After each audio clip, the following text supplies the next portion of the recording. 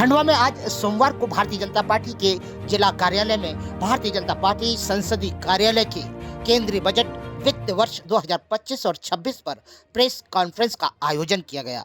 इस press conference के मुख्य सूत्रधार पूर्व विधायक पंधाना एवं प्रदेश प्रवक्ता राम दांगोरे थे, जिन्होंने बजट के विषय में जानकारी देते हुए बताया कि यह बजट संपूर्ण भारत को विकसित भारत बनाने की तैयारी में तैयार किया गया है, जिसमें पहला पॉइंट है विकसित भारत 2047 के लिए रोड मैप, जिसमें 4 प्रमुख इंजन का जिक्र किया गया है: कृषि, MSME, निवेश और निर्यात। और वहीं पर बजट 6 प्रमुख क्षेत्रों के लिए कराधान, ऊर्जा क्षेत्र, शहरी विकास, वित्तीय क्षेत्र, नियामक सुधार और खनन। वहीं दूसरा, बेहतर भविष्य के लिए मध्यम वर्ग को सशक्त बनाना। तीसरा, अन्नदाताओं का समग्र कल्याण। चौथा, विश्व स्तरीय शिक्षा के माध्यम से युवाओं को सशक्त बनाना। पांचवा, सामाजिक न्याय और सभी वर्गों के कल्याण के माध्यम से अमृतकाल की अभिव्यक्ति।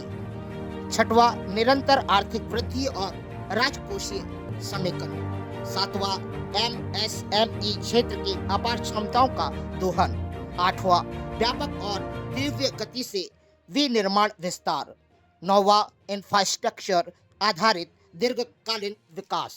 10वां, मोदी सरकार की जलवायु अनुकूलन और ऊर्जा आत्मनिर्भरता के प्रति प्रतिबद्धता। 11वां, भारतीय शहरों को नई ऊंचाइयों तक पहुंचाना। 12वां, निर्यात में निरंतर प्रगति से वैश्विक नेतृत्व की ओर बढ़ते कदम। 13वां, नियामकी सुधार और महत्वाकांक्षी लक्ष्यों के लिए मजबूत रोड मैप। वहीं पर 100 से अधिक विधायी प्रावधानों में अपराधों को गैर अपराधीकरण किया जाएगा। इसका उद्देश्य व्यवसाय करने में आसानी बढ़ाना और नागरिकों के समग्र कल्याण को सुनिश्चित करना है। खंडवा में इंदिरा चौक स्थित भारतीय जनता पार्टी के जिला कार्यालय में आयोजित प्रेस कॉन्फ्रेंस में जिला अध्यक्ष राजपाल सिंह तोमर, सेवादास पटेल, हरीश कोटवाले, अरुण सिंह मुन्ना, राजेश तिवारी, राजेश डोंगरे, मंगलेश सिंह तोमर, भरत पटेल, महापौर अमृता अमर यादव, सुनील जैन, संगी उपाध्याय, झालाजी एवं भारतीय जनता पार्टी के अनेकानेक कार्यकर्ता उपस्थित थे। वहीं इस बजट को लेकर जहां अच्छी खासी चर्चा रही, वहीं भारतीय जनता पार्टी संसदीय कार्यालय के केंद्रीय बजट वित्त वर्ष 2025-26 पर कांग्रेस मुख्यालय से पूर्व सांसद प्रत्याशी नरेंद्र पटेल से मुलाकात हुई, जिन्होंने इस बजट को जहां अधूरा और आधा बताया, वहीं उन्होंने क्या कहा आप भी सुने, और क्या रही बात आप भी ध्यान दें। लेकर के आज प्रेस वार्ता रखी गई है और 2047 तक के रोड मैप को लेकर के अभी वर्तमान से क्या क्या हम लोग तैयारियां कर सकते हैं ताकि भारत को इकोनॉमिकली सबसे शक्ति संपन्न राष्ट्र बनाया जा सके। इस बजट में हमने ये स्वीकार किया है कि देश की शक्ति उसकी भूमि में नहीं वरन उसमें रहने वाले लोगों में होती है, और इसी के साथ हमारी सरकार सबका साथ, सबके विश्वास के हमारे वाक्यों को ध्यान में रखते हुए इस देश का इस वर्ष का बजट पेश किया है। आदरणीय नमस्कार। आज केंद्रीय वित्त बजट आया है संसदीय। इसको लेकर जहां भारतीय जनता पार्टी बड़े जोश और उत्साह में है, और वर्तमान में आम नागरिक की भी अभी प्रतिक्रिया समझ नहीं आ रही, कांग्रेस का क्या कहना है इस पर? इस वर्ष का जो बजट पेश किया है केंद्र ने, उसमें सर्वप्रथम तो किसानों के हित का कोई बजट ही नहीं पेश है, और हमारे देश में 70% से अधिक किसान लोग हैं, सामान्य वर्ग है और मजदूर वर्ग है। तीनों की मंशा को मद्देनजर रखते हुए जिस प्रकार से इस देश में महंगाई चल रही है, जिस प्रकार से इस देश में किसानों के ऊपर टैक्स, जीएसटी टैक्स लगाया जा रहा है, इसको देखते हुए किसानों के हित का बजट नहीं है। और जब तक किसान हमारा आर्थिक स्थिति में मजबूत नहीं होगा, तब तक यहाँ का व्यापारी और यहाँ के मजदूर की आर्थिक स्थिति मजबूत नहीं होगी। नहीं, इसका मतलब है कि ये बजट अभी भी उलझा हुआ सा बजट है जो आम नागरिक को राहत देने वाला नहीं है। दूसरा, एक जो जीएसटी के माध्यम से 28% तक 8% से लगा के 28% तक जो जीएसटी लगा दी है, जीएसटी इस देश में कहा गया था कि हम एक टैक्स लगाएंगे, लेकिन इसके बावजूद 33% इनकम टैक्स की भी प्रावधान दिया गया है।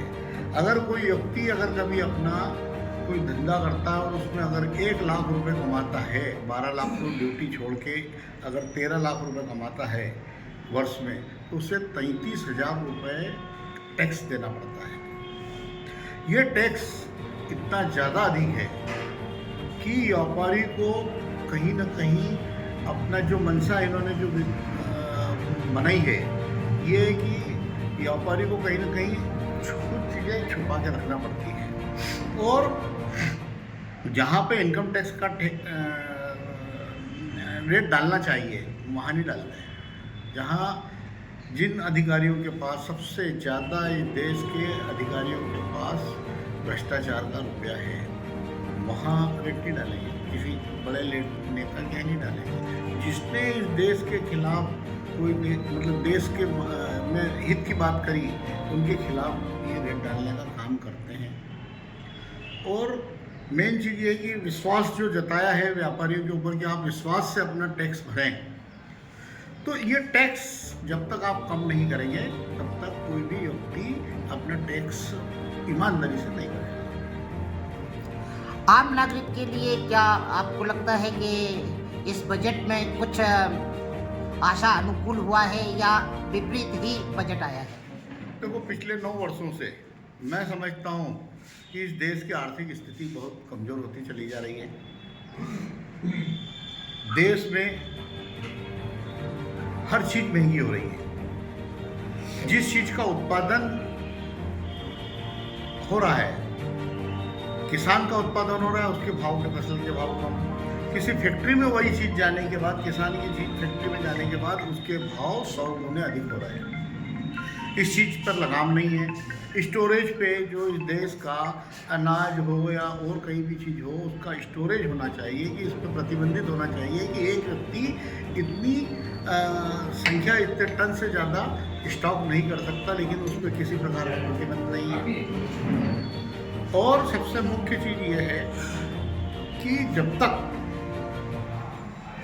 इस देश की पॉलिसी को एडॉप्ट नहीं किया जाएगा, सिर्फ हर प्रकार की कोई भी चीज़ अगर आती है देश में होता है। आज शेयर मार्केट का स्थिति देख लो, शेयर मार्केट कितना गिर चुका है। हर 6 महीने में शेयर मार्केट को ऊंचाइयों पे ले जाते हैं और हर 6 महीने में उसको डाउन करके ले आते हैं, जिससे कि आम जनता का नुकसान होता है। और वहाँ पर फैक्ट्रियों के जो शेयर रहते हैं, उनको फैक्ट्री वालों को, कुछ चंद लोगों के लिए फ़ायदेमंद के लिए ये सब काम किए जा रहे हैं। वर्तमान में ये बजट आया है, कांग्रेस ने इस पर अपना विरोध दर्ज नहीं कराया है, कारण क्या है? मौन क्यों बैठी है कांग्रेस? अब आप जो ये बात बोल रहे हैं मेरे को बजट पे, बजट को अच्छे जो बुद्धिजीवी हैं और जो विधि को जानते हैं, वो अपना पहले स्टडी करेंगे, उसके बाद उसके ऊपर विचार रखेंगे। आपका शुभ नाम और पदनाम? मैं नरेंद्र पटेल, खंडवा लोकसभा का कांग्रेस का प्रत्याशी रहा हूँ, खड़वा विधानसभा का भी विधायक का प्रत्याशी रहा हूँ।